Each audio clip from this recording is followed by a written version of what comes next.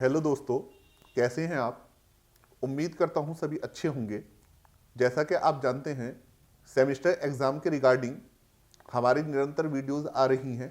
इसी श्रृंखला को आगे बढ़ाते हुए आज हम बात करेंगे इन्वेस्टिगेशन की।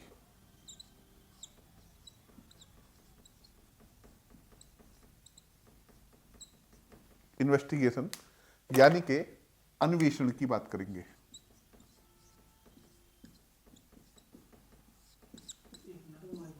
अन्वेषण की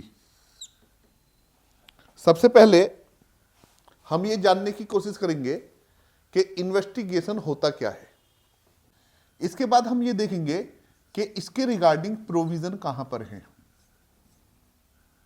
और जब हम प्रोविजन की बात करेंगे तो प्रोविजन हम ये देखेंगे कि सीआरपीसी में कहां पर था और बीएनएसएस में कहां पर है। सबसे पहली चीज हम ये जानने की कोशिश करते हैं कि इन्वेस्टिगेशन होता क्या है, अन्वेषण होता क्या है। देखो, बहुत सीधी सी बात है। जब भी कहीं पर कोई भी ऑफेंस होगा, सपोज करो कहीं पर मर्डर हो गया,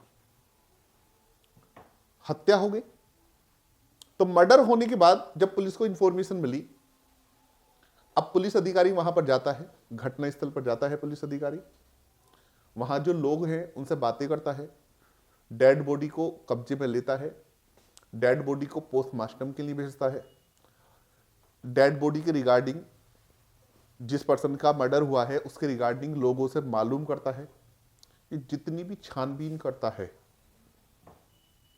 और इसके बाद अपनी रिपोर्ट जो है मजिस्ट्रेट को भेजता है, जिसको पुलिस रिपोर्ट कहा जाता है।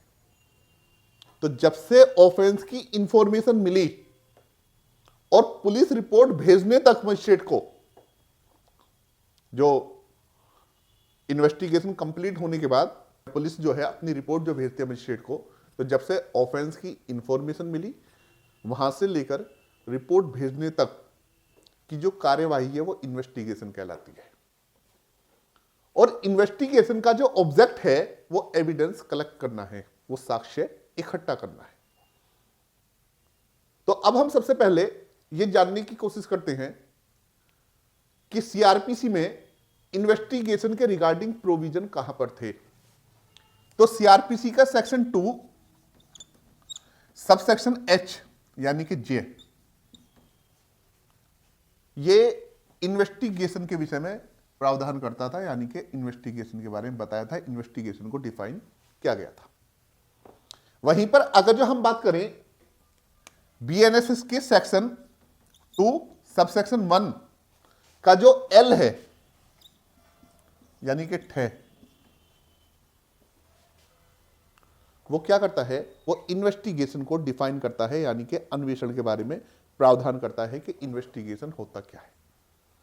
तो सबसे पहली चीज, एक चीज को हमेशा याद रखना कि इन्वेस्टिगेशन जो करेगी वो सिर्फ और सिर्फ पुलिस करेगी, या अगर जो पुलिस के अलावा किसी अदर पर्सन को मजिस्ट्रेट ने डायरेक्ट किया है तो वो इन्वेस्टिगेशन कर सकता है।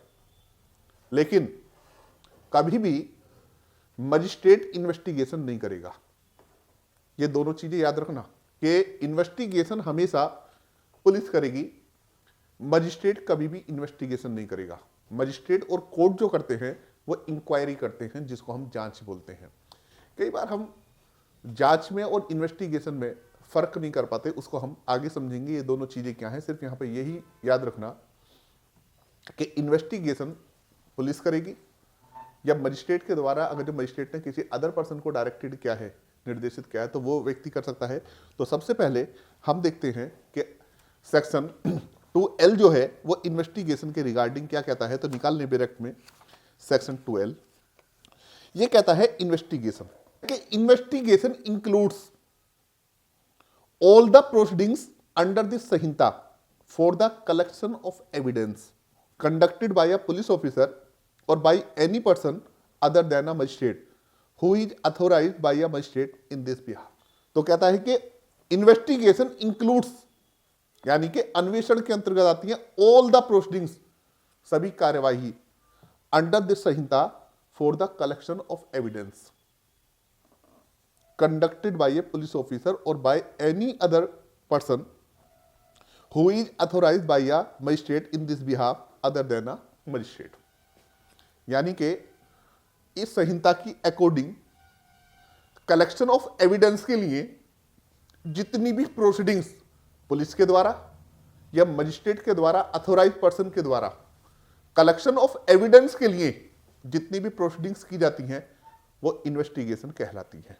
यानी कि अन्वेषण के अंतर्गत वे सब कार्यवाहियां हैं जो इस संहिता के अधीन किसी पुलिस अधिकारी द्वारा, अंडरलाइन कर लेना, पुलिस अधिकारी द्वारा या किसी भी ऐसे व्यक्ति मजिस्ट्रेट से भिन्न द्वारा जो मजिस्ट्रेट द्वारा इस निमित्त प्राधिकृत किया गया है साक्ष्य एकत्र करने के लिए की जाए। तो हम इसे कह सकते हैं कि ऐसी सभी कार्यवाहियां जिनका उद्देश्य साक्ष्य इकट्ठा करना हो और जो पुलिस अधिकारी द्वारा या मजिस्ट्रेट के द्वारा प्राधिकृत किसी व्यक्ति द्वारा की जाए वो सब कार्यवाही जो है अन्वेषण कहलाती है। तो इसलिए जब हमने इसे देखा, सेक्शन 2 को जब हमने डिस्कस किया तो इससे हमें पता चला कि अन्वेषण के अंतर्गत वो सभी कार्रवाई आएंगी, पहली चीज जो पुलिस अधिकारी द्वारा की जाएंगी या मजिस्ट्रेट से भिन्न किसी ऐसे व्यक्ति द्वारा की जाएगी जिसको मजिस्ट्रेट ने जो है प्राधिकृत किया हो और जो इस संहिता के अधीन की जाती हैं और जिनका उद्देश्य जो होता है वो साक्ष्य इकट्ठा करना होता है। जनरली इसमें लिखा है कि अंडर दिस कोड या अंडर दिस संहिता के संहिता में कि इस संहिता के अंतर्गत, तो याद रखना संहिता में अन्वेषण के अंतर्गत जनरली क्या क्या प्रोसीडिंग्स आती हैं, क्या क्या कार्रवाई आती है। तो जैसे जब भी कोई ऑफेंस होगा तो ऑफेंस होने के बाद घटनास्थल पर जाना, घटनास्थल पर जाना, जो मामला है उसके जो तथ्य हैं उससे संबंधित जो परिस्थितियां हैं उनको निश्चित करना, जो ऐसा व्यक्ति है जिसके बारे में ये डाउट है कि इसने ऑफेंस किया है तो उसको अरेस्ट करना, ऑफेंस के बारे में एविडेंस कलेक्ट करना, साक्ष्य इकट्ठा करना, ये आदि जितनी भी ये चीजें हैं, इन्वेस्टिगेशन करने के बाद पुलिस रिपोर्ट भेजना, ये सारी चीजें क्या कहलाती हैं, ये इन्वेस्टिगेशन कहलाती है। नेक्स्ट लेक्चर में हम इंक्वायरी को डिस्कस करेंगे और साथ ही साथ हम इन्वेस्टिगेशन और इंक्वायरी में डिफरेंस भी डिस्कस करेंगे। इसी तरह से हमारी वीडियोस आपको मिलती रहेंगी। जब तक के लिए जय हिंद, जय भारत।